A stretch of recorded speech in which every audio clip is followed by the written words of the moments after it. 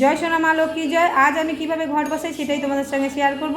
সবার প্রথমে ঘট ভর্তি একদম গঙ্গা জল নিয়ে নিয়েছি, তার মধ্যে 1 টাকার কয়েন দিয়ে দিলাম, তারপরে সিঁদুর নিয়ে সুন্দর করে শুভ চিহ্নটা আমি এঁকে নিলাম। ঘটের মধ্যে 5টা সিঁদুরের ফোঁটাও দিয়ে দিলাম। তারপরে আমি নিয়ে নিলাম 5 পাতা রামপল্লব, তোমরা চাইলে 7 পাতাও নিতে পারো। দিয়ে তারপরে দেখো আমি ঘটের মধ্যে দিয়ে দিলাম। তারপরে দিলাম বেলপাতা, দুব্ব, পান পাতার মধ্যে 5টা সিঁদুরের ফোঁটা দিয়ে ঘটের ওপর বসিয়ে দিলাম। কলার মধ্যে 5টা সিঁদুরের ফোঁটা দিয়ে ঘটের ওপর বসিয়ে দিলাম। তারপরে কিছু দিয়ে দিলাম ফুল। তারপরে আমি ঘটে দিয়ে দিলাম একদম ছাদ বাগানের একটা জবা ফুল।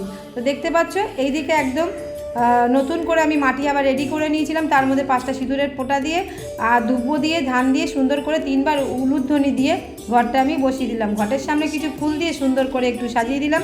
সাজিয়ে দিলে দেখতে খুব সুন্দর লাগে। তো আজকের ঘট বসানোটা তোমাদের কেমন লাগলো অতি অবশ্য কমেন্টে জানাতে একদম ভুলবে না। যেহেতু চৈত্র মাস, তাই জন্য আমি নতুন করে আবারও গঙ্গা মাটি দিলাম। তো সবাই ভালো থেকো, সুস্থ থেকো। জয় সোনা মা লক্ষ্মীর জয়।